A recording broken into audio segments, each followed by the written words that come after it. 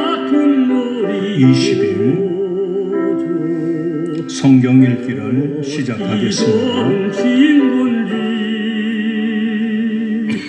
걱정 근심 무거운지 우리 주께 맡기세. 주께 사정 아래 평화 없이 못하네. 우리 둘이 어찌하여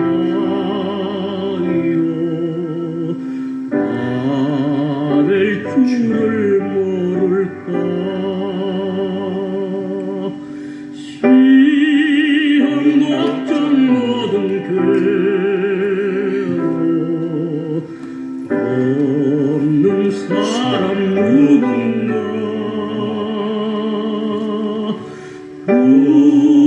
부질없이 낙심 말고 기도 두려 아를세. 이런 진실하신 친구 어디서 하시술까.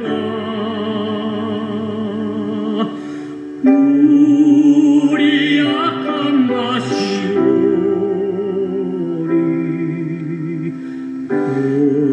어찌하리 아를까.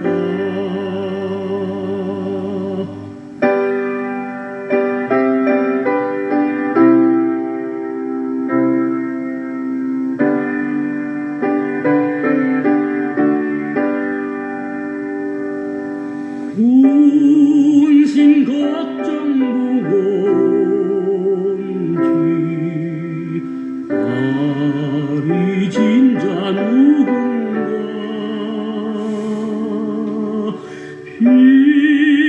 피난처는 우리 예수 주께 기도 드리세. 세상 친구 멸시하고 나를 조롱하였고 주의 품에 안기었소. 참된 위로 맡겠네.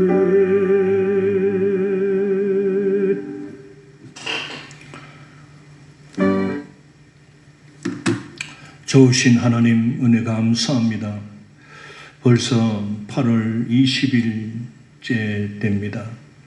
하나님, 참 폭염이 쏟아지는 가운데서도 우리 사랑하는 성도들을 지켜주시는 줄 믿습니다. 모두 이 무더위를 잘 이겨낼 수 있도록 힘을 주시고 은혜를 베풀어 주시고 무엇보다도 날마다 주의 말씀과 함께 이겨내게 해 주시옵소서. 오늘도 주신 말씀 하나님의 뜻을 깨닫게 해 주시고 하늘의 보화를 발견하는 시간 되게 하여 주시고 오늘 주시는 이 말씀이 우리 영혼의 양식이 되게 하여 주옵소서. 감사하며 예수님 이름으로 기도드리옵나이다. 아멘.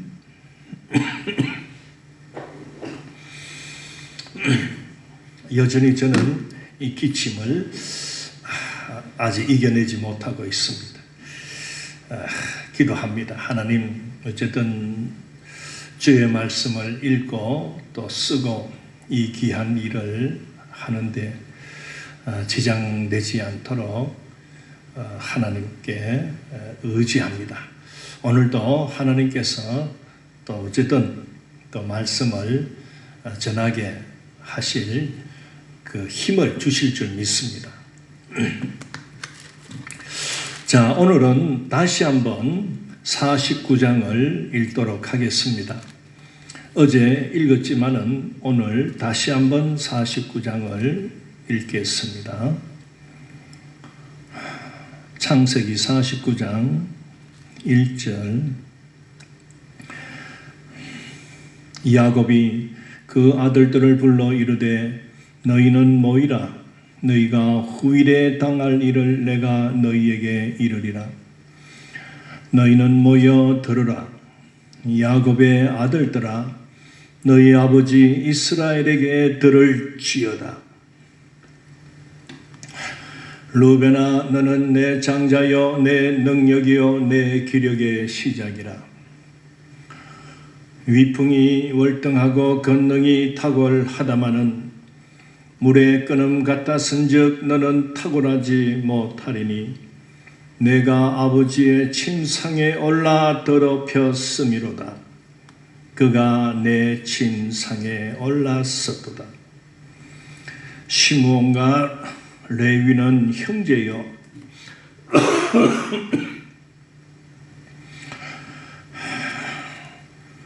그들의 칼은 폭력의 도구로다. 내 호나 그들의 모의에 상관하지 말지어다. 내 영광아 그들의 집회에 참여하지 말지어다. 그들이 그들의 분노대로 사람을 죽이고 그들의 혈기대로 소의 발목 힘줄을 끊었음이로다. 그 노여움이 혹독하니 저주를 받을 것이요 분기가 맹렬하니 저주를 받을 것이라. 내가 그들을 야곱 중에서 나누며 이스라엘 중에서 흩으리로다.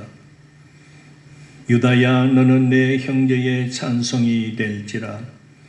내 손이 내 원수의 목을 잡을 것이요 내 아버지의 아들들이 내 앞에 절하리로다. 유다는 사자 새끼로다. 내 아들아, 너는 웅킨 것을 찢고 올라갔도다. 그가 엎드리고 웅크림이 수사자 같고 암사자 같으니 누가 그를 범할 수 있으랴. 규가 유다를 떠나지 아니하며 통치자의 지팡이가 그 발 사이에서 떠나지 아니하기를 실로가 오시기까지 이르리니 그에게 모든 백성이 복종하리로다. 그의 나귀를 포도나무에 매며 그의 암나귀 새끼를 아름다운 포도나무에 맬 것이며 또 그 옷을 포도주에 빨며 그의 복장을 포도즙에 빨리로다. 그의 눈은 포도주로 인하여 붉겠고 그의 이는 우유로 말미암아 희리로다. 스불론은 해변에 거주하리니 그곳은 뱀에는 해변이라. 그의 경계가 시돈까지로다. 이사가는 왕의 우리 사이에 끌어앉은 건장한 나귀로다. 그는 쉴 곳을 보고 좋게 여기며 토지를 보고 아름답게 여기고 어깨를 내려 짐을 메고 앞제 아래에서 섬기리로다. 다는 이스라엘의 한 집과 같이 그의 백성을 심판하리로다. 다는 길섭의 뱀이요 새길의 독사로다. 말굽을 물어서 그 탄자를 뒤로 떨어지게 하리로다. 여호와여, 나는 주의 구원을 기다리나이다. 갓은 군대의 추격을 받으나 도리어 그 뒤를 추격하리로다. 아셀에게서 나는 먹을 것은 기름진 것이라. 그가 왕의 수라상을 차리리로다. 납달리는 노인 암사슴이라 아름다운 소리를 바라는도다. 요셉은 무성한 가지 곧 샘 곁에 무성한 가지라. 그 가지가 담을 넘었도다. 활 쏘는 자가 그를 학대하며 적개심을 가지고 그를 쏘았으나 요셉의 활은 도리어 굳세며 그의 팔은 힘이 있으니 이는 야곱의 전능자 이스라엘의 반석인 목자의 손을 입었음이니라. 내 아버지의 하나님께로 말미암나니 그가 너를 도우실 것이요 전능자로 말미암나니 그가 내게 복을 주실 것이라. 위로 하늘의 복과 아래로 깊은 샘의 복과 젖먹이는 복과 태의 복이리로다. 내 아버지의 축복이 내 선조의 축복보다 나아서 영원한 산이 한없음같이 이 축복이 요셉의 머리로 돌아오며 그 형제 중 뛰어난 자의 정수리로 돌아오리로다. 베냐민은 물어뜯는 일이라 아침에는 빼앗은 것을 먹고 저녁에는 움킨 것을 나누리로다. 이들은 이스라엘의 12지파라. 이와 같이 그들의 아버지가 그들에게 말하고 그들에게 축복하였으니 곧 그들 각 사람의 분량대로 축복하였더라. 그가 그들에게 명하여 이르되 내가 내 조상들에게로 돌아가리니 나를 햇사람 에브론의 밭에 있는 굴에 우리 선조와 함께 장사하라. 이 굴은 가나안 땅 마므레 앞 막벨라 밭에 있는 것이라. 아브라함이 햇사람 에브론에게서 밭과 함께 사서 그의 매장지를 삼았으므로 아브라함과 그의 아내 사라가 거기 장사되었고 이삭과 그의 아내 리브가도 거기 장사되었으며 나도 레아를 그곳에 장사하였노라. 이 밭과 거기 있는 굴은 햇사람에게서 산 것이니라. 야곱이 아들들에게 명하기를 마치고 그 발을 침상에 모으고 숨을 거두니 그의 백성에게로 돌아갔더라. 아멘. 예, 오늘은 어제 말씀을 이어서 계속해서 49장 말씀을 증거하겠습니다. 이 49장은 굉장히 오늘 우리들에게도 중요한 장이 되겠습니다. 바로 하나님은 그 야곱이 임종 직전에 그 야곱의 입을 통하여 이제 앞으로 그 야곱의 12아들을 통하여 이제 이스라엘이라는 그 민족의 12지파를 이루는 그 조상들입니다. 야곱의 12아들이. 그래서 야곱은 지금 물론 각 아들마다 그들이 야곱의 눈에 비친 대로 그들의 삶을 야곱은 기억해 두었습니다. 그래서 그들이 살아온 것에 대하여 평가를 내립니다. 그리고 그 후손이 앞으로 그 미래에 태어날 그들의 후손들이 어떻게 살아갈 것인가 하는 그런 어떻게 보면 유언 미래를 내다보고 하는 예언에 또 속하기도 합니다. 유언이자 예언입니다. 즉 하나님께서 이 12아들을 통하여 이스라엘이라는 그 왕국을 이루어 가시는데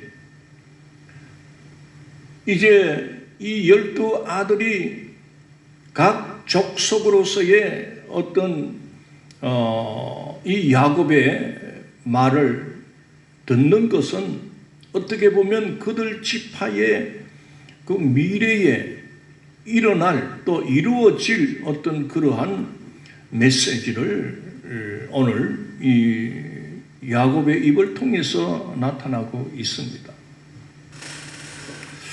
사랑하는 성도 여러분, 물론 이 야곱이 각 아들마다 이렇게 유언을 하는데 그 유언 속에는 물론 복을 전하는 그런 것도 있지만은 그 아들의 후손들의 어떤 장래에 어떻게 될 것이다 하는 그런 예언도 있습니다. 그리고 또 어떤 아들에 대해서는 그들의 삶을 평가하면서 단호하게 어떻게 보면 잘못되었음을 지적하면서 저주를 내리는 그러한 말도 있습니다. 이런 것을 볼 때에 오늘 이 시대에서 우리가 예수 그리스도 안에서 하나님의 자녀로, 오늘 우리는 영적 자녀로 우리는 살아가고 있습니다.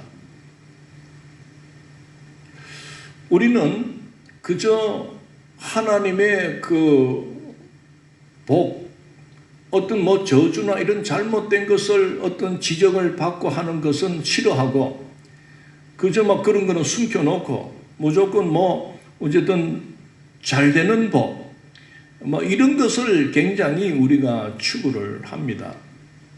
그거는 우리 마음이 그렇습니다.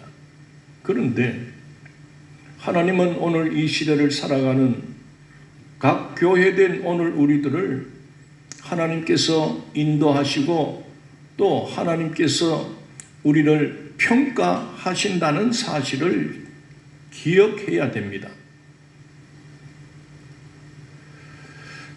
어떤 자는 예수 안에서 하나님의 자녀로 살아가며 참 그 유다와 같이 또는 요셉과 같이 이렇게 쓰임받고 정말 하나님의 그 영적 복을 받아가는 그런 가정들이 있습니다. 그 아버지의 신앙을 물려받은 그 자녀 때에도 잘 되어가는, 정말 오늘 유다에게 주신 그 유언 같이 또 요셉에게 주신 그 복, 축복 받아서 가는 믿음의 가문들이 있습니다. 그런데 요즘에도 보면은 꼭 이래 보면은 루벤과 같이 당연히 누리고 받고 당연한 그 장자권을 받았음에도 불구하고 그의 삶이 정말 여호와 하나님을 의지하지 않고 그렇게 어떤 자기의 충동적인 어떤 그런 마음대로 그저 하나님을 믿는다는 것은 그냥 이거는 뒷전이고 어떤 자기의 그 기득권 이것만 믿고 아버지에게서 그냥 당연히 나는 유산을 물려받고 재산을 물려받는 장자다, 어떤 이러한 우월 의식을 가지고 하나님의 뜻대로 살지 않으면 루벤 짝이 나는 사람들도 우리는 보게 됩니다. 또 이 시대에 성도라고 하면서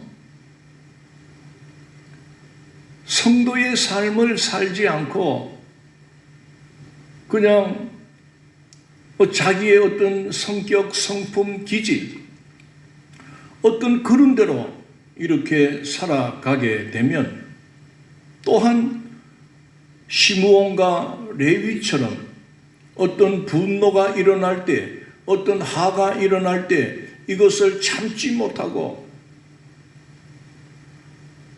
무기를 사용하고 칼을 폭력의 도구로 이런 식으로 살아가는 이런 자들은 시므온 짝이 나는 그런 자들도 많이 봅니다.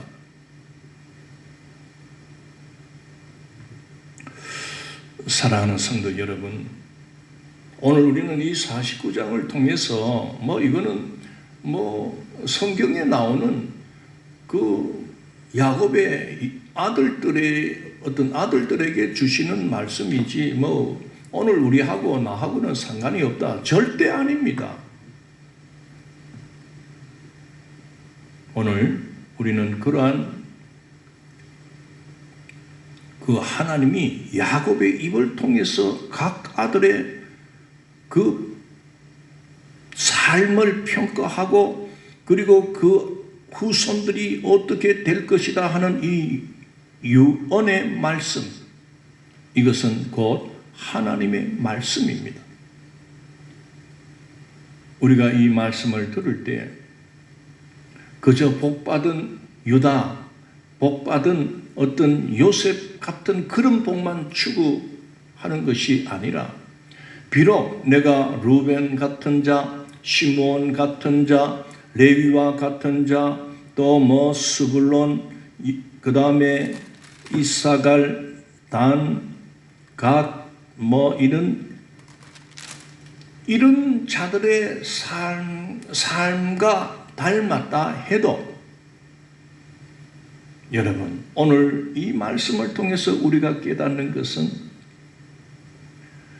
우리의 허물과 죄로 점철된 우리의 삶을 살아왔다 해도, 저주 아래서 살아왔다 해도, 하나님은 누구든지 예수 그리스도 안에서 저주를 축복으로, 복으로 바꾸어 주신다는 사실입니다. 어떻게 보면 오늘 우리 모두는 다 이 성경에 나오는 유다처럼 요셉처럼 복을 왕창 받아내는 그 영적 장자권을 이어받고, 또 요셉은 육적 장자권을 이어받는 이런 복된 삶을 우리는 살아오지 못했다 해도 절망할 필요 없습니다. 바로 하나님은 이 야곱의 12 아들을 각각 그들의 성향과 그들의 어떤 삶이 이렇게 살아왔다는 것을 보여주면서, 그래도 하나님은 허물 많고 어떤 그러한 그 12 아들을 아울러서 그들 모두가 하나의 믿음의 공동체로 세워지도록 어쨌든 하나님은 이끌어 가시는 것을 볼 때, 오늘 죄인으로 살아가는 우리 모두, 허물 많은 우리 모두가 예수 그리스도 앞에 나와 우리가 그분을 구주로 받아들이고 구주됨을 믿고 우리가 나아갈 때, 하나님은 이런 사람 저런 사람, 성질 더럽고 성질 급하고 성질 정말 쪼다 같은 것들, 어쨌든 하나님은 예수 안에서 이 교회로 불러 모아 믿음의 공동체로 어쨌든 하나님께서 섞어서, 그래도 예수 믿는 그 믿음으로 하나님 나라 확장을 위하여 우리를 성질대로 어쨌든 또 성격대로 만들어 가시고 세워 가신다는 사실을 우리는 기억해야 될 것입니다. 자, 어제는 우리가 유다까지 살펴보았습니다. 오늘은 이제 그 스불론, 이사갈 한 사람 한 사람을 살펴가겠습니다. 자, 유다까지는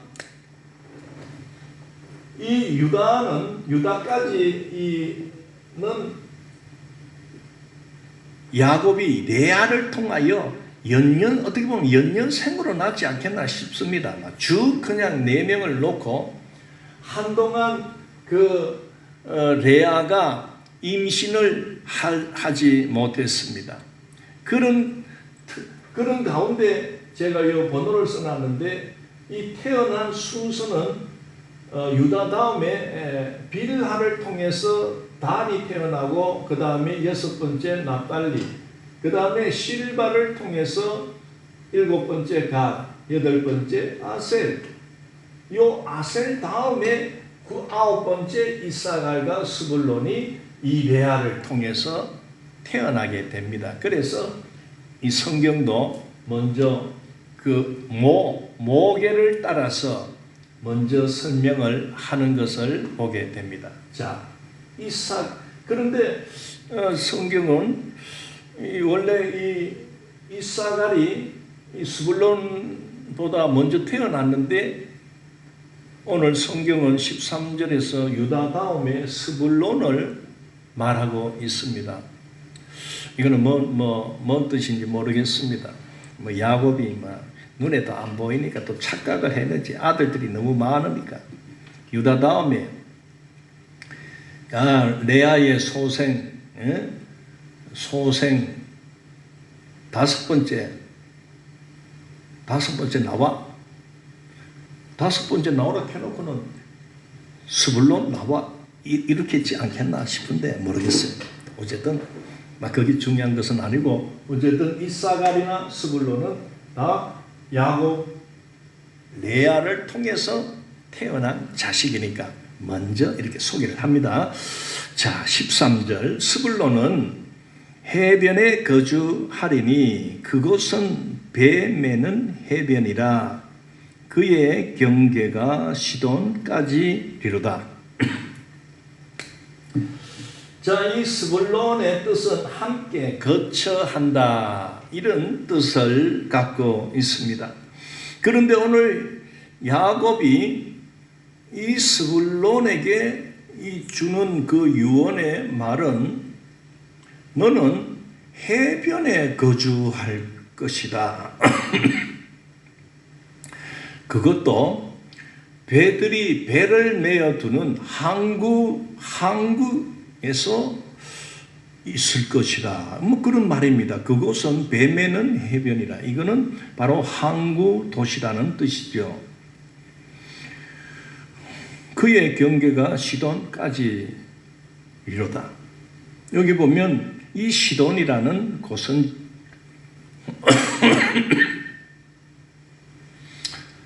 지명 이름인데 바로 항구 도시입니다.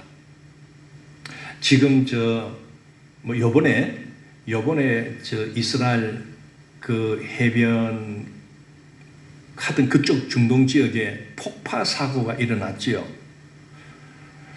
하여튼 그 해변가에 이 시돈이라는 곳이 있습니다.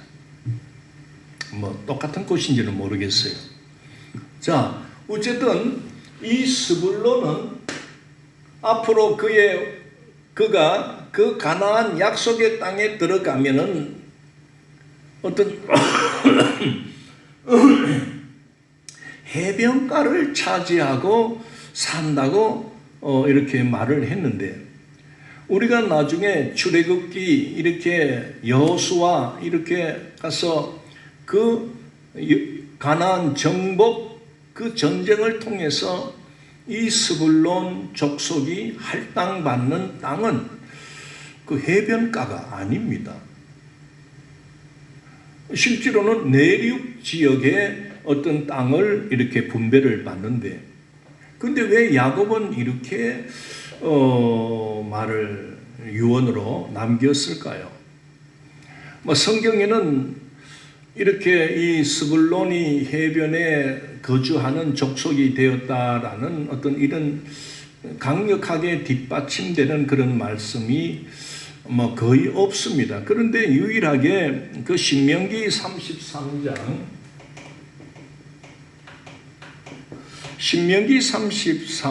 19절에 보면은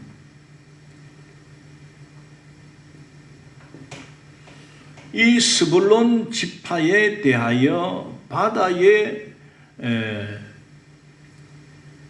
바다의 풍요로운 것 이런 말씀이 나옵니다.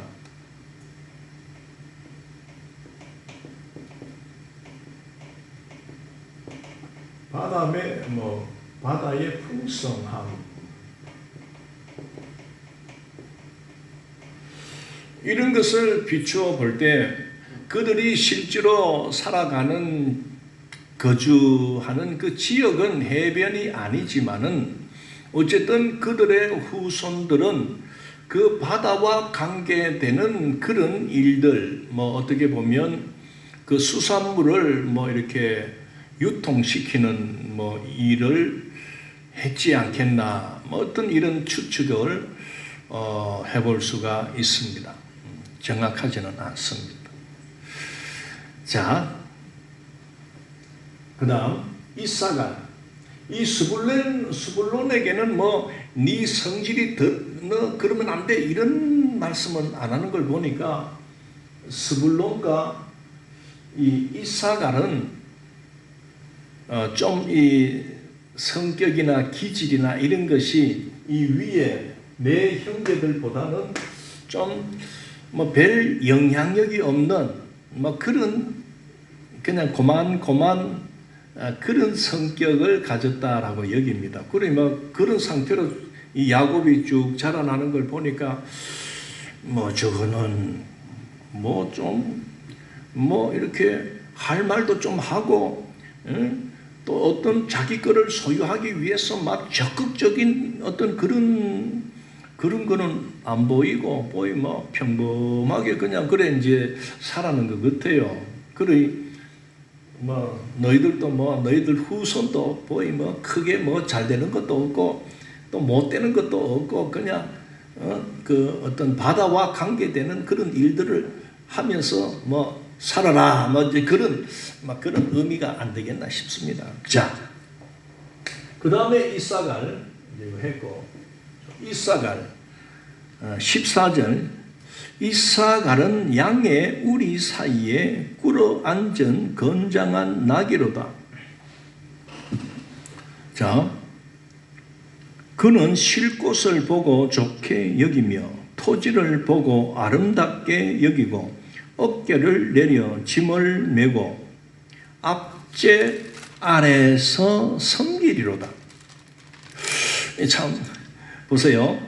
자, 이사갈 너는 양의 우리 사이에 꿇어앉은 건장한 나귀다.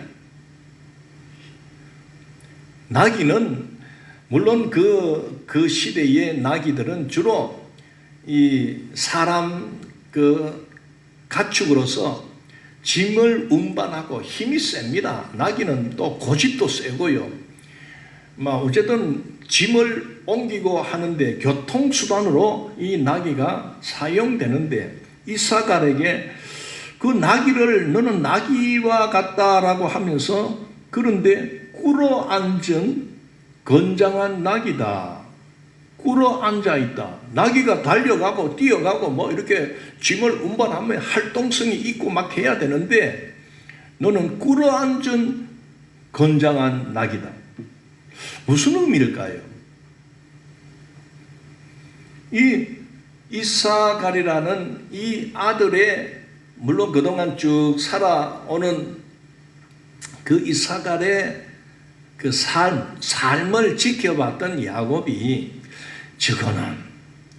저거는 힘도 있고 머리도 있고 뭐 좀 힘은 있는데 뭔가 머리를 쓰고 하면은 머리도 있기는 있는데 그를 그렇게 노력하는 아이가 사람이 아니구나.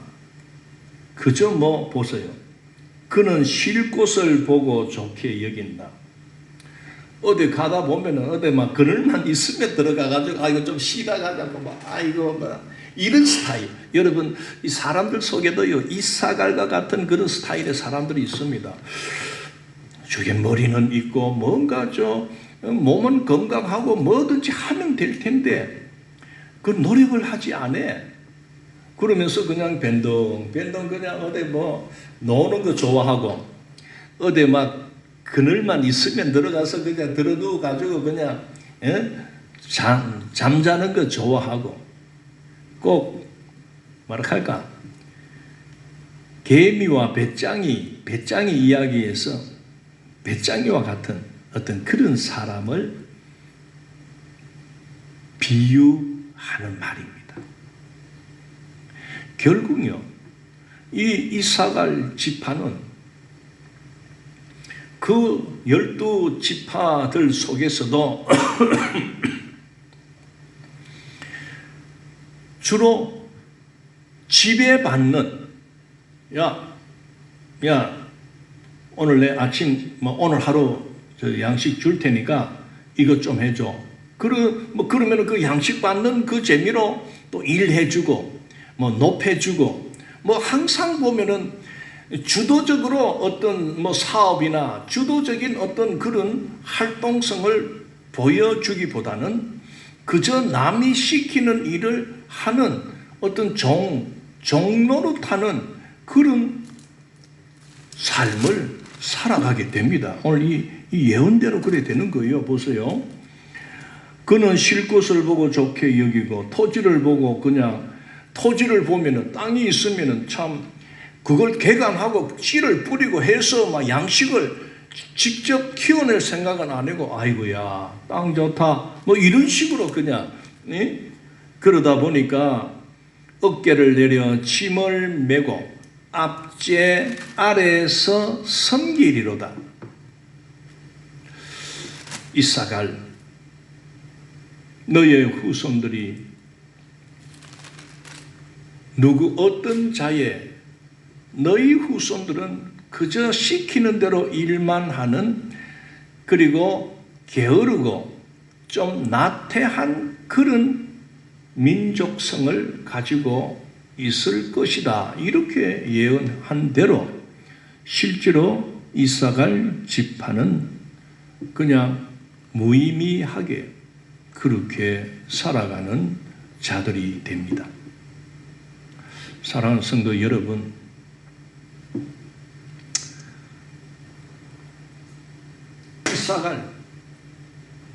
이사갈 같이 살면요 거지 됩니다. 어쨌든 하나님이 주신 지혜, 하나님이 주신 건강 있을 때 더욱 여러분 노력하고 머리를 짜내고 그리고 계획하고 어떤 사업적인 것을 해가지고 요즘은요 그래 해도 여러분 1등 되기가 어려운 시대입니다. 그래서 좀 그런 말도 있잖아요. 피 터지게 싸웁니다. 요즘에 사람들은요 서울이나 이런 그 IT 계통에서 일하는 이런 사람들은요 눈이 막 뺀질뺀질거리고 막 서로를 어떤 이런 것이 있어야 그래도 그나마 사는 세상입니다. 낭창하게 그냥 그늘만 보면 들어가서 누울 생각하지 말고 이 더워도 뭔가 할 일을 찾아서 나서는 자들이 되어야 어쨌든 그나마 성공하는 것입니다. 이사갈 짝 나지 마시기를 바랍니다. 그 다음 자 이제 단으로 갑니다. 16절 단은 누굽니까? 바로 5번째 태어난 이 빌하에는 빌라로 보면은 첫째 아들입니다. 단 빌라의 첫째 아들. 그러니까 요 레아와 라헬은 본부인입니다. 정실 부인이지만은 요 빌하와 실바는 요거는 정실이 아니고 후처입니다. 그러니까 첩입니다. 첩의 아들들입니다. 요 단, 납달리, 갓, 아셀은 누구 아들? 야곱의 첩의 아들. 그러니까 서자들이다. 서자. 이 서자들은 우리나라의 역사에도 보면은 홍길동이라는 사람이 있다 하잖아요. 그 홍길동이 아버지라 부를 수 없는 그런 서자의 서름을 어릴 적에 겪었지 않습니까? 그래. 12아들이라고 이름은 12아들이라 있지만은 요 레아의 자식이 요거는 정실 부인 레아. 그 다음에 라헬도 어떻게 보면 정실 부인입니다. 내 이야기 다 했잖아 내가 전번에. 벌써 창세기 읽으면서 다 설명했어요. 궁금하시면 유튜브 거기다가 창세기 뭐 1장, 2장 계속 해놨으니까 그 나오는 데 가서 찾아보세요. 그러면은 다 또 볼 수 있습니다. 자, 이 다음의 뜻은 하나님의 심판이라는 뜻을 갖고 있습니다. 자, 야곱은 이 단에게 어떤 유언을 남겼습니까? 에이.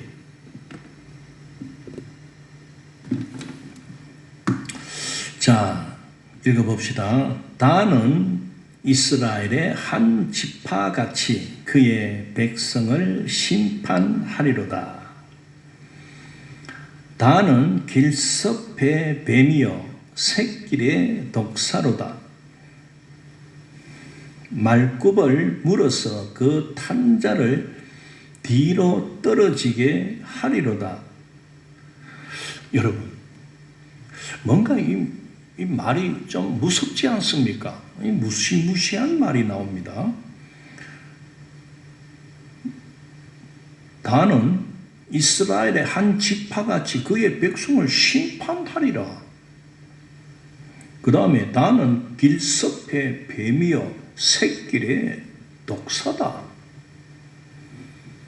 길섭이라는 것은 길가에 모퉁이에 또는 어떤 구멍 속에 또는 숲 속에 풀숲 속에 딱 도사리고 있는 뱀, 또 샛길의 독사. 이 샛길의 독사는요, 그 강야에 있는 그 불뱀도 있는데 불뱀하고 같은지는 몰라도 굉장히 독성이 강한, 한번 물면은 막 즉사를 해버리는 이런 강한 독을 갖고 있는 위험한 이 뱀입니다. 근데 이 단을 보고 야곱이 너는 독사와 같다. 응? 불뱀과 같다. 그리고 너는 심판하는 그 백성들을 심판하는 자가 된다. 자, 이 단이 어릴 적에 성장하면서 야곱이 이렇게 보니까 저게 굉장히 이 사람이 좀 교활한 성격. 여러분, 그런 사람 있죠? 그 마음 쏘가지가 못돼가지고 절대로 손해를 볼 일은 아예 안 하고 그냥 자기에게 어떤 손해가 조금이라도 생기면은 막 그냥 뱀같이 그냥 막 물고 그냥 막 이렇게 성질이 아주 그 날카로운 어떤 이런 성격의 그 성품을 가지고 성장한 아들 같아요. 그러니까 자기의 어떤 성질이나 성품의 그 기질대로 지금 야곱이 단에게 너는 길섭의 뱀이요, 그리고 샛길의 독사로다. 그리고 말굽을 물어서 그 탄자를 뒤로 떨어지게 하리로다. 여러분, 말을 타고 가는데 뱀이 그 말 뒤꿈치를 팍 물면,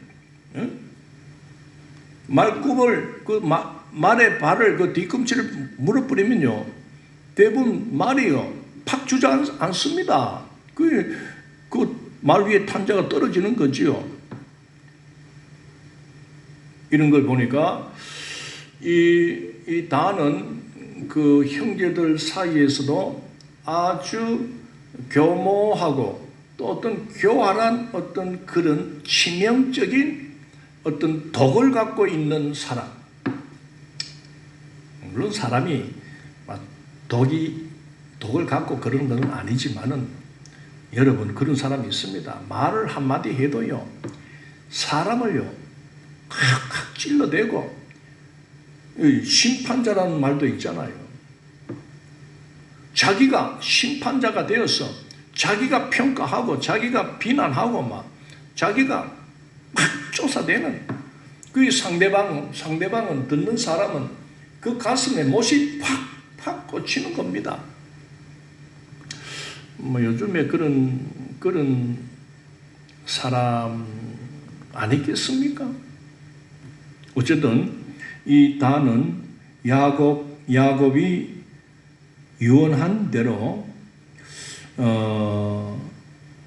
그 형제들, 이제 이스라엘 사회가 형성이 되고 이스라엘 각 지파가 땅을 분배받고 이제 하나의 그 나라로 이제 이어져 갈 때 이 단은 그 가나안의 우상을 들여와서 우상 숭배를 그 이스라엘 지파 속에 가장 뭡니까? 앞장서서 조장한 그 족속이 됩니다. 그래 여호와 신앙을 가지고 살아가는 이 12족속 속에서 이 단 지파는 이상하게도 그 여호와 신앙을 치명적으로 이렇게 해악을 끼치는 우상을 들고 와서 그 우상을 섬기도록 그 여호와 신앙에서 우상으로 이 영적 타락해 하는 그런 치명적인 독을 쏟아냈던 그 지파가 바로 이 단 지파입니다. 물론 단 지파에서 그 삼손이 나오지요. 삼손 삼손 아시지요? 그건 또 그때 가서 이야기를 더 드리고, 그렇지만은 그 단 지파는 우상을 조장했던 가장 앞장섰던 지파로 남게 됩니다. 그래서 어떤 성경학자들은 이 단 지파가 결국 그 신약 마지막 계시록에서 보면은 임받은 그 이스라엘의 12족속이 나오는데 14만 4천 명이 나오는데 단 지파가 없습니다. 그런 것을 볼 때 이 단 지파가 사람들에게 이 우상을 조장하고 여호와 그 신앙을 배격하는 일에 앞장서고 또 그러한 일에 사용되었다는 것을 보면, 또 구원받은 그 각 지파에서 구원받은 그 지파들이 나오는데 거기서 단 지파가 빠진 것을 볼 때에 혹시 단 지파에서 맹독을 갖고 있는 해악을 끼치는 적그리스도가 앞으로 나타날 때 바로 이 단 지파의 족속의 후예가 아닐까, 그런 추측들을 하는 것을 읽었습니다. 꼭 그렇다는 것은 아닙니다. 그러나 어쨌든 오늘 말씀을 통해서 그렇게도 한번 생각해 볼 수 있다는 것을 우리가 보게 됩니다. 그 다음 18절에서 이런 말이 나옵니다. 여호와여, 나는 주의 구원을 기다리나이다. 뜬금없이 단에게 너는 길섭의 뱀이여 샛길의 독사로다 하면서 이렇게 어떤 저주에 가까운 말을 해놓고 18절에서 여호와여, 나는 주의 구원을 기다리나이다. 그리 이 야곱이 이 단이 그동안에 살아오는 그 모습, 그걸 통해서 말을 했는데 이 단의 후손을 생각할 때 그 후손들이 어떻게 보면 이건 하나님께서 주시는 그 말씀이고 하나님께서 주신 그 생각입니다.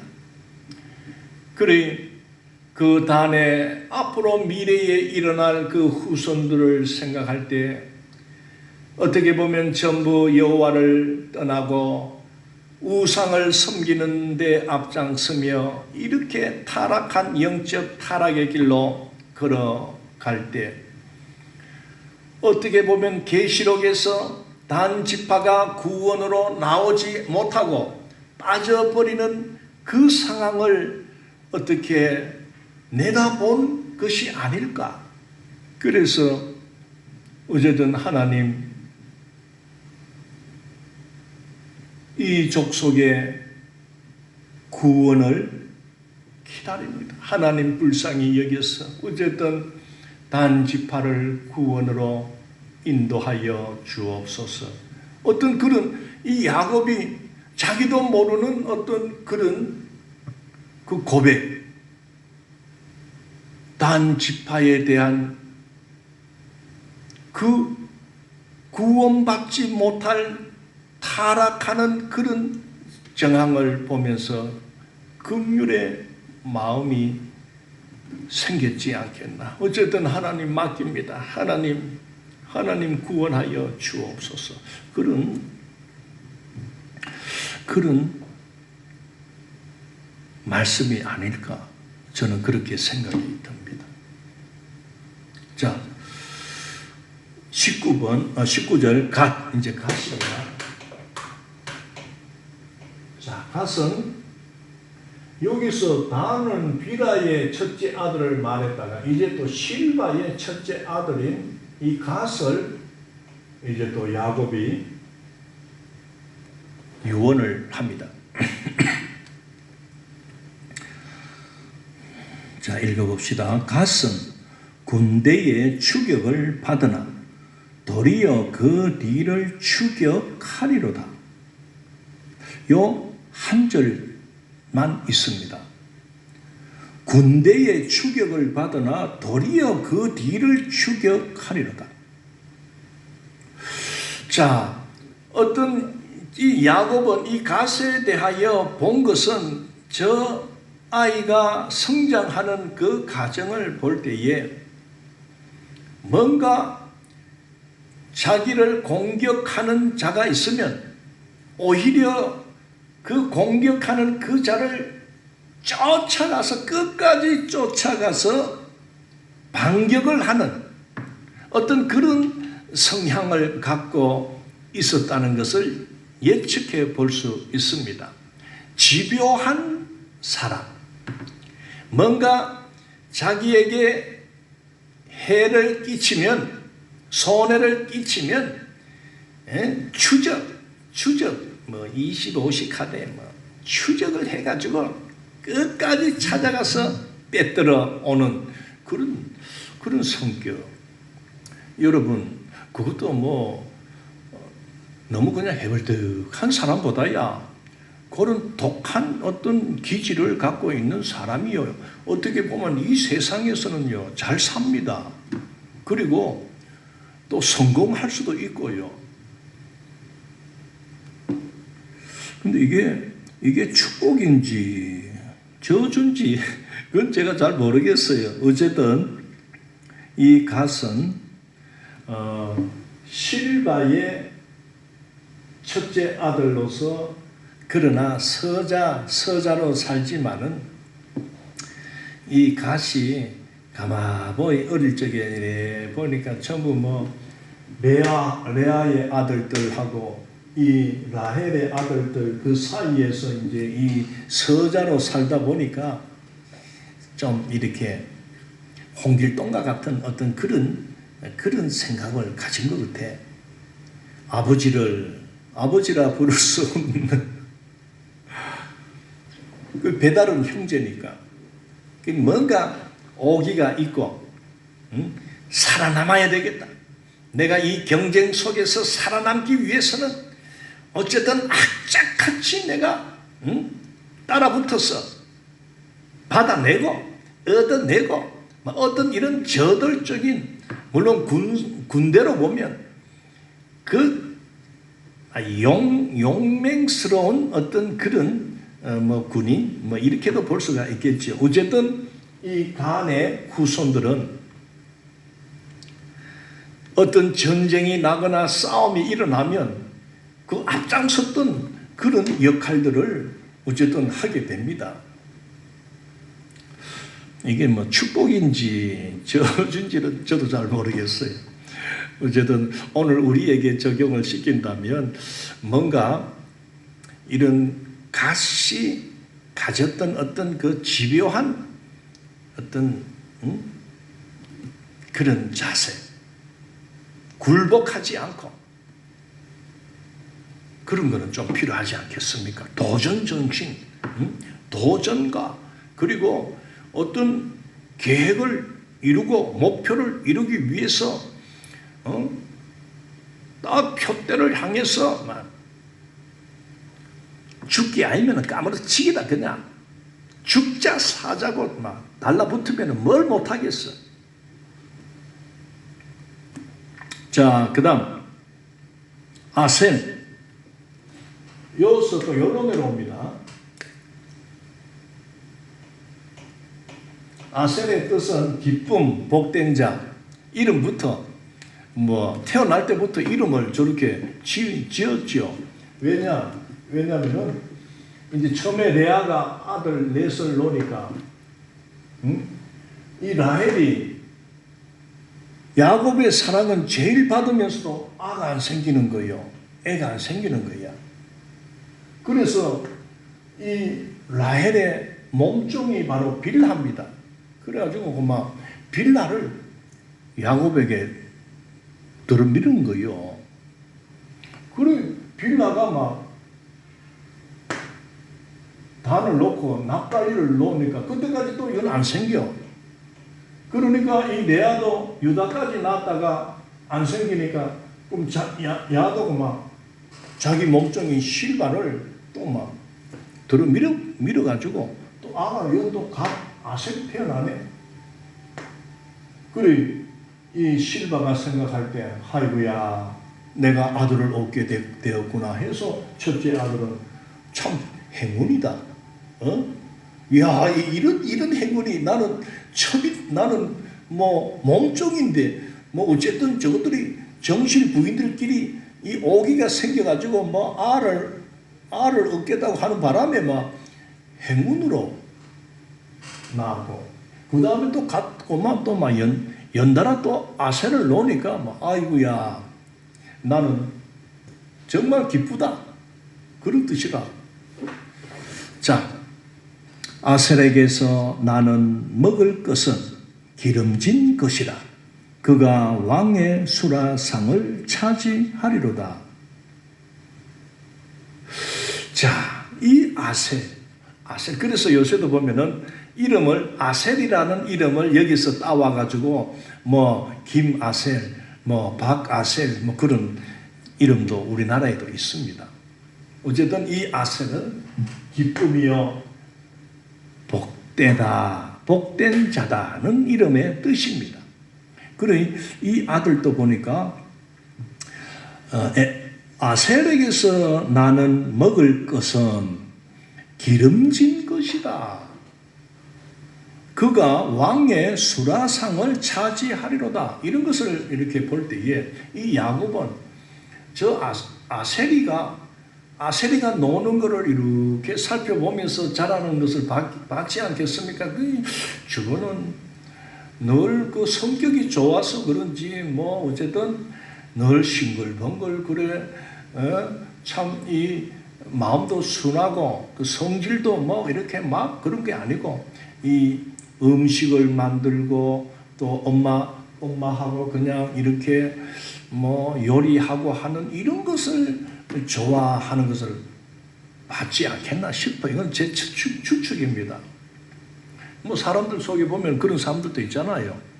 요리하는 거 좋아하고 그리고 요리해서 남 주는 거 베푸는 거 뭐 이런 거 좋아하는 사람이 있습니다. 그건 기질입니다. 그러니까 야곱도 그 아셀의 어떤 그 성품과 성향과 기질을 판단하고 유언을 하는데 아셀에게서 나는 먹을 것은 기름진 것이다.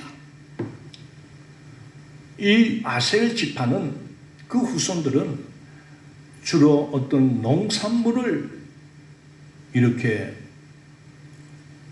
생산해내는 업을 갖게 됩니다.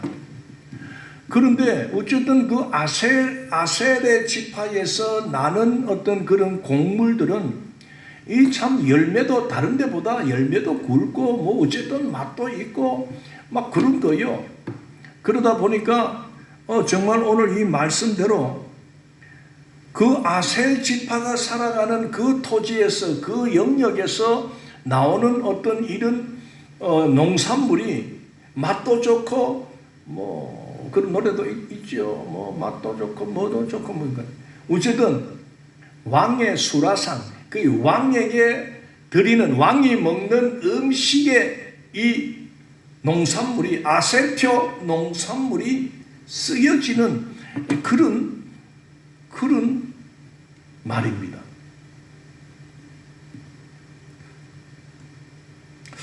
뭐 구체적으로 제가 아직까지 계속 이 성경 말씀을 찾아보지는 못했지만은 어쨌든 아셀 지파는 그 어떤 과일이나 농산물을 해서 다른 지역에서 나는 것보다 특별히 어떤 맛이 있고 기름지고 또 어떤 가축을 키워도 토실토실하고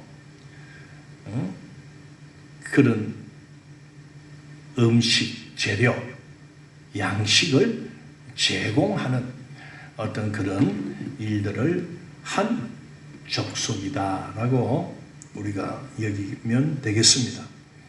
왕의 수라상까지 올라간다는 것은요, 요새도 우리나라에 농산물 이렇게 각 지어 보면은 뭐 영천 사과, 뭐 영천 포도, 대구 사과, 뭐 이렇게 또 성주 참외 뭐 이런 말이 있잖아요. 그래 참외 중에는 성주에서 나는 게 최고다. 또는 뭐 대구의 사과 하면은 대구산 사과가 제일 맛있다 그 말 아닙니까? 그래 그 당시에는 아셀표 뭐 아셀 지역에서 나는 거는 막 어쨌든 최고다. 막 기름지고 맛있고 왕이 그것만 찾는다. 그런 어떤 복을 받았지 않겠나 싶습니다. 사랑하는 성도 여러분, 여러분에게도 아셀표가 여러분의 소산물이나 여러분의 모든 것은 아셀표가 되기를 축원합니다. 자식을 놓는 분이 있으면은 막 이름도 막 아셀, 김아셀, 뭐 그래 지도 뭐 그렇게 나쁜 건 아닙니다. 자, 그 다음에 납달리로 넘어옵니다. 요 다음에 열로 이렇게 되네. 이렇게 뭐 왜 이렇게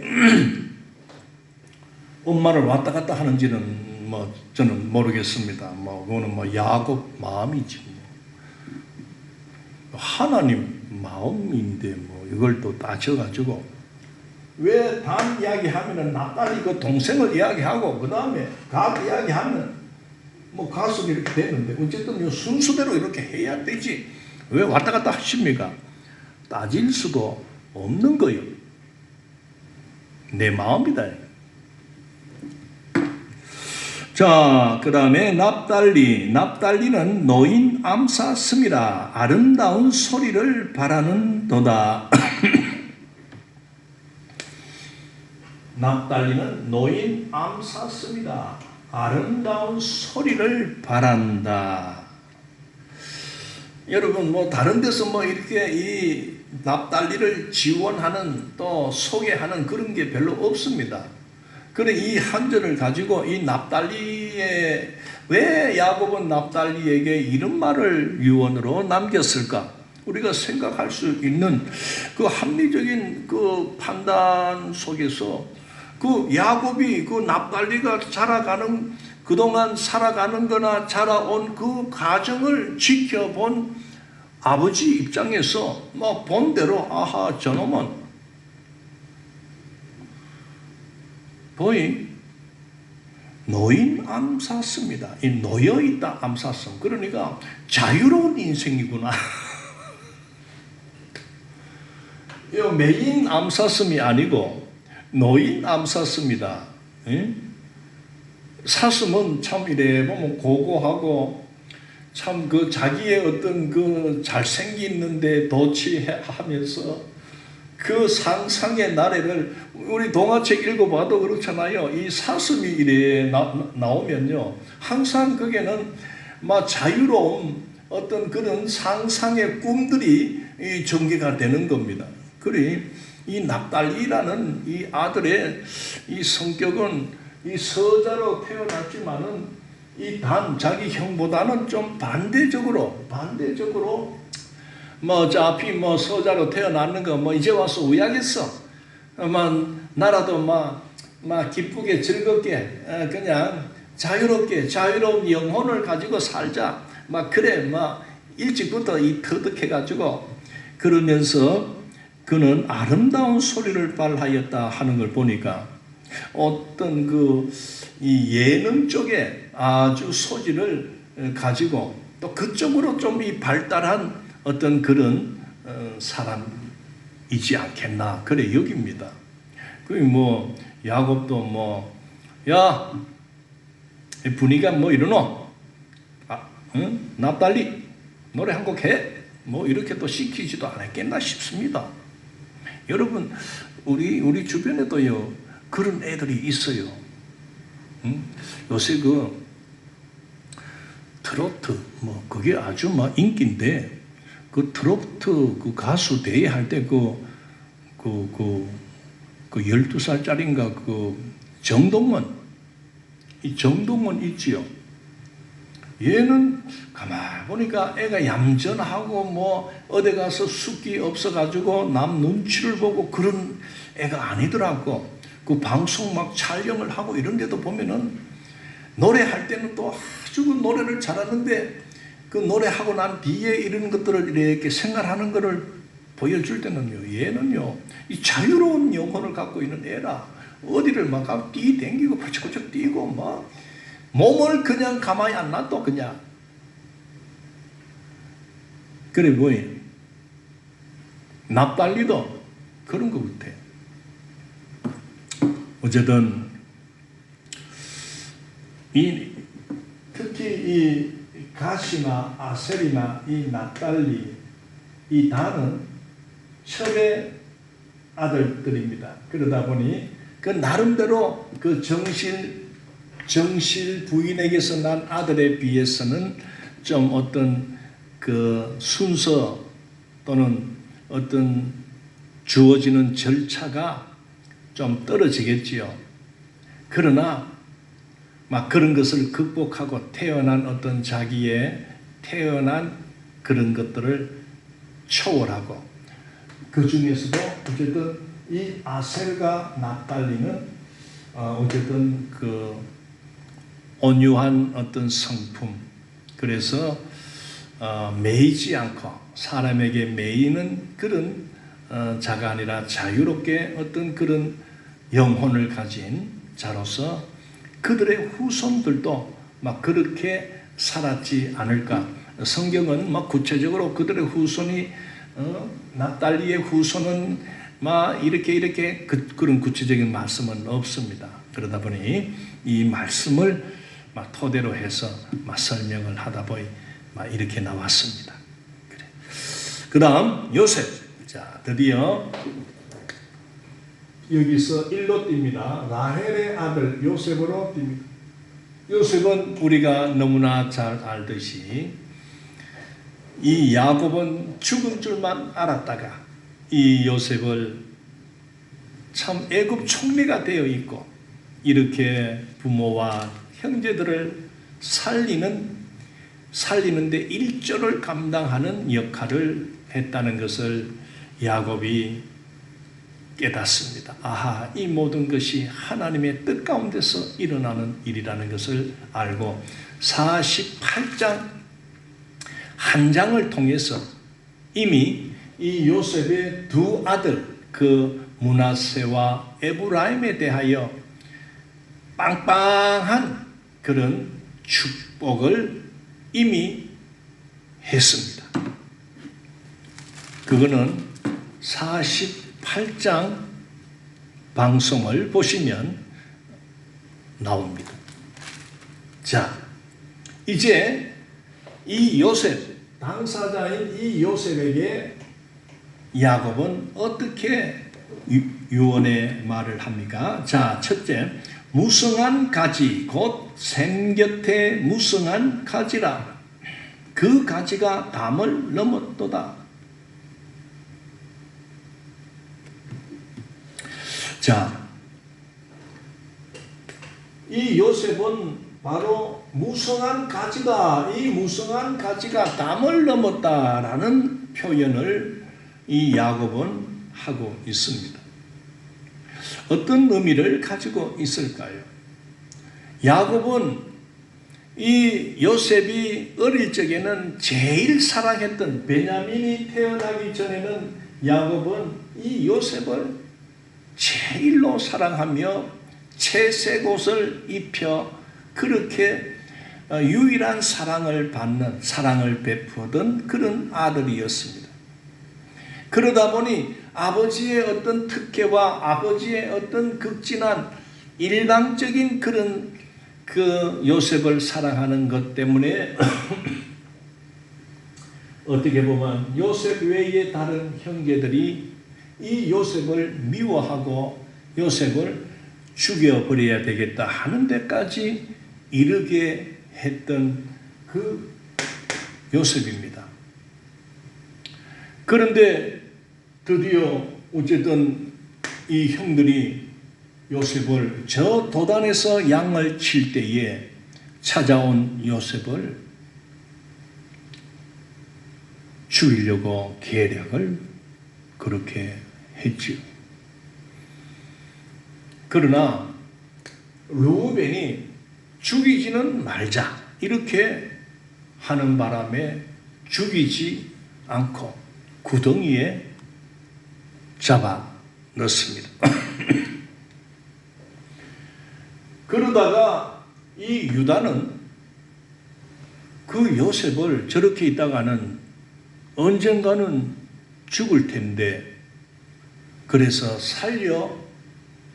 살려냅니다. 살려서 우리 요셉을 차라리 저 구덩이에 넣어놓고 죽을 때까지 그렇게 그런 거 하면 안 된다. 어쨌든 생명은 살리자. 그러면 마침 그때에 그 애굽으로 내려가는 그 이스마엘의 장사꾼들이 내려갈 때 그만 거기다가 그냥 막 팔아버린 거지요.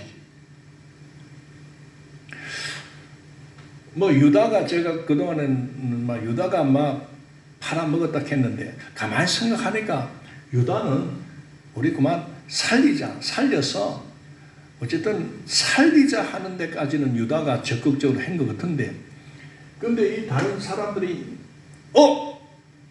저기 저 장사꾼 간에 이 양 살리려고 마음 먹으면 차라리 저 팔아먹자 이렇게 하는 바람에 그냥 요셉이 그냥 팔려서 애굽으로 내려간 거 아닙니까? 그래 이 요셉은 어쨌든 그 형제들이 이 요셉을 팔아먹고는 그냥 짐승에게 물려 죽어서 옷만 남겨 있습니다. 그 형제들의 거짓말을 듣고 진짜 요셉이 죽은 줄 알고 그건 한 20여 년 그렇게 요셉은 이 세상에 없다 이렇게 생각을 했는데 흉년이 들어가지고 이제 이렇게 애굽으로 내려오다 보니 요셉이 막 총리가 되어 있고 자기들을 막 마차에 태워서 이렇게 이주를 하게 할 때 요셉은 이런 일이 하나님께서 이 요셉에게 무성한 가지처럼 그 가지가 담을 넘는 것처럼 이렇게 가나안의 촌에 있던 이 한 아이를 어쨌든 하나님은 이 국경을 넘어 애굽이라는 그곳에 총리가 되어 있는 이것을 어떻게 보면 영적으로 표현한 말이 요셉은 무성한 가지 샘 곁에 무성한 가지라 그 가지가 담을 넘었도다. 이렇게 표현했다 싶습니다. 23절 할 수 없는 자가 그를 학대하며 적개심을 가지고 그를 쏘았으나 요셉의 알은 도리어 굳세며 그의 팔은 힘이 있으니 이는 야곱의 전능자 이스라엘의 반석인 목자의 손을 힘입었음이니라. 요셉이 어릴 적에 그렇게 17세에 그렇게 팔려가서 노예로 고생을 하며 노예로 받는 그 수모와 그리고 어떤 유혹과 그런 과정에서도 그거를 떨쳐버리고 모함을 받고 감옥에 가는 그런 어떤 13년의 세월들, 이런 삶 속에서 요셉은 그럴 때마다 어려울 때마다 항상 여호와 하나님을 붙들고 여호와 하나님 중심으로 그렇게 살 때에 여호와 하나님이 요셉을 형통케 해 주셨다는 그 사실, 그래서 애굽의 총리가 되어 있는 이 가정까지 올라오게 하신 것은 그만큼 요셉은 여호와를 의지하고 여호와를 붙들며 사는 결과, 그 여호와 하나님이 요셉에게 복을 준 결과다 그 말입니다. 이는 야곱의 전능자 이스라엘의 반석인 목자의 손을 힘입었음이니라. 그리 야곱은 요셉을 향해서는요, 이거 보통 일이 아니다. 하나님께서 저 요셉이라는 아들을 통하여 이렇게 애굽의 총리가 되도록 하나님이 밀어주셨고 하나님이 되게 하여 주셨고 하나님이 복을 준 아들임을 그는 직시하면서 이렇게 된 것은 야곱의 전능자 이스라엘의 반석인 목자의 손을 힘입었다. 자, 25절 내 아버지 하나님께로 말미암나니 그가 너를 도우실 것이요 전능자로 말미암나니 그가 내게 복을 주실 것이라. 위로 하늘의 복과 아래로 깊은 샘의 복과 젖먹이는 복과 태의 복이로다. 야곱이 요셉에게는 있는 복, 없는 복까지 다 빌어주는 겁니다. 자, 26절 내 아버지의 축복이 내 선조의 축복보다 나아서 영원한 산이 하늘성같이 이 축복이 요셉의 머리로 돌아오며 그 형제 중 뛰어난 자의 정수리로 돌아오리로다. 이 축복의 말씀 속에 놀라운 말씀, 이 요셉은 그 형제 중 뛰어난 자의 정수리로 돌아오리로다. 너는 11번째 태어난 아들이지만은 너는 우리 가정, 우리 자손 12자손들 중에 이 장자권을 너가 차지할 것이다. 루벤은 너는 실제로 장자였지만은 너는 탁월하지 못했다. 바로 요셉이 이제 탁월한 자가 될 것이다. 월등한 자로 이 장자권을 너가 이어받는다. 그런 말씀입니다. 자, 여러분, 요셉 같은 자가 되기를 축원합니다. 여러분의 자식 중에 요셉 같은 자식이 일어나기를 축원합니다. 그런 자가 되기 위해서는 다른 거 없습니다. 철저한 여호와 신앙을 가지십시오. 어디를 가든지 무엇을 하든지 어느 곳에 있든지 하나님 앞에 신전 의식을 살아가면 됩니다. 요셉은 바로 그런 자였습니다. 보디발의 아내가 미혹하고 유혹할 때 내가 어찌 전능하신 하나님 앞에서 범죄하리요? 딱 끊어냅니다.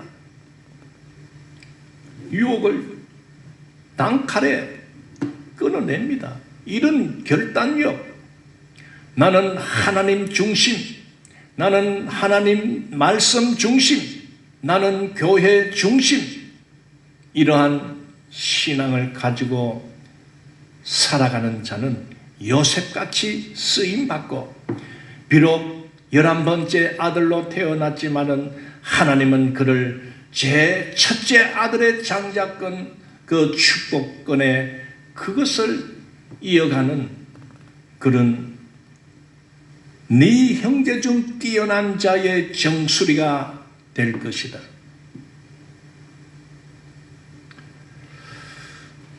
사랑하는 성도 여러분, 루벤은 태어날 때부터 첫째로 태어났기 때문에 당연히 장자권을 이어가는 어떤 그런 기득권을 차지한 자였지만은, 그는 그의 삶은 정욕에 사로잡혀 어떤 그런 충동 앞에 주체할 수 없어 짓지 말아야 할 그 아버지의 부인까지 간통을 하는 엄청나고 비열한 죄를 짓는 자였습니다. 그러면은 루벤은 이 사람이 사는 거 보니까 음흉하고 겉으로는 안 그런 척 하면서도요, 뒤에 가서 음흉한 그런 짓을 하는 그런 스타일. 박원순과 같은, 겉으로는 인자한 인상으로만 마음씨 좋은 이웃집 아저씨 같은 스타일로 있지만 음흉해가지고 그 비서들을 어떤 자기의 어떤 성적 놀이개로 그렇게 부려먹었던 그런 자 아닙니까? 그런 자는 자격 없습니다. 그런 자는 아예 자격 가질 수가 없습니다. 내려와야 됩니다. 떨어져야 됩니다. 그리고 죽었잖아요. 자, 이제 마지막 베냐민하고 마치겠습니다. 베냐민의 뜻은 기쁨의 아들입니다. 그런데 오늘 보면은 베냐민은 물어뜯는 일이라 아침에는 빼앗은 것을 먹고 저녁에는 움킨 것을 나누리로다. 자, 이 베냐민은 오늘 표현을 했지요. 물어뜯는 일이라 아침에는 빼앗은 것을 먹고 저녁에는 움킨 것을 나누리로다. 자, 누구와 같습니까? 이 각과 같은 어떤 저돌적인 그러한 어떤 그의 성향이나 어떤 기질이나 어떤 이런 성품, 성격들이 한번 물으면은 이리처럼 물고 늘어지는, 그리고 아침에 빼앗은 것을 먹고 저녁에는 움킨 것을 나누리로다.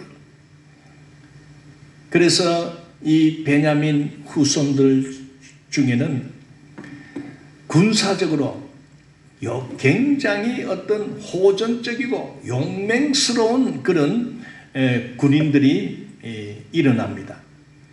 그 대표적인 것이 이스라엘의 첫 번째 왕인 사울 왕. 이 사울 왕이 요 베냐민의 후손입니다. 그러니까 한번 어떤 상대가 있으면은 죽을 때까지, 완전히 정복할 때까지, 그냥 막 싸움에서 이길 때까지 물고 늘어지고, 어쨌든 그것을 빼앗아서 나눠 먹고, 또 저녁에는 움킨 것을 나누리라. 여러분, 앞으로 전쟁의 역사가 많이 일어나는데, 이래 보면은요, 전쟁에서 이기면 그게 그쪽에 있는 상대방의 모든 재산, 그 다음에 여자들, 다 이렇게 종으로 데리고 옵니다. 그래, 전리품을 나눕니다. 보니까 이 베냐민은 어쨌든, 야곱의 12아들로 태어나서 야곱에게 기쁨이 되었지만은 기쁨도 되었고 그의 후손들도 어쨌든 그 용맹스러운 전투, 어떻게 보면 전사들 이런 쪽에 많이 쓰임받는 그런 족속이 되겠습니다. 자, 이렇게 해서 야곱은 147세에 마지막으로 유언을 하고 12아들을 축복하고 이제 그는 이제 운명을 합니다. 그 말씀이 28절에 있습니다. 이들은 이스라엘의 12지파라 이와 같이 그들의 아버지가 그들에게 말하고 그들에게 축복하였으니 곧 그들 각 사람의 분량대로 축복하였더라. 그가 그들에게 명하여 이르되 내가 내 조상에게로 돌아가리니 햇사람 에브론의 밭에 있는 굴에 우리 선조와 함께 장사하라. 33절 마지막 야곱이 아들에게 명하기를 마치고 그 발을 진상에 모으고 숨을 거두니 그는 그의 백성에게로 돌아갔더라. 죽었다 그 말입니다. 이렇게 여러분 자손들에게 할 말은 하고 유언도 남기고 또 잘못한 사람들에게는 이렇게 너의 그 단점과 이런 것을 딱 지적해 주면서 그러나 뭐 그렇다고 네가 뭐 주눅들지 말고 그 성격 고치고 그 이렇게 바꾸고 하면 또 하나님께서 쓰실 수도 있는 거예요. 어떤 이런 희망적인 또 메시지를 증거하고 난 후에 나는 간다 하면서 그렇게 두 발을 모으고 하나님 곁으로 가게 되었습니다. 여기까지 기도합시다. 하나님 아버지 감사합니다. 오늘도 귀한 말씀을 나누게 되어 감사합니다. 100% 완전히 깨달을 수는 없지만은 다 알 수는 없지만은 그래도 그 말씀의 의미를 생각하며 함께 말씀을 나누었습니다. 혹시 잘못 말한 것 있다면은 하나님 불쌍히 여겨주시고 더욱 지혜를 주셔서 잘 깨달을 수 있도록 힘을 주옵소서. 예수님 이름으로 기도하옵나이다. 아멘.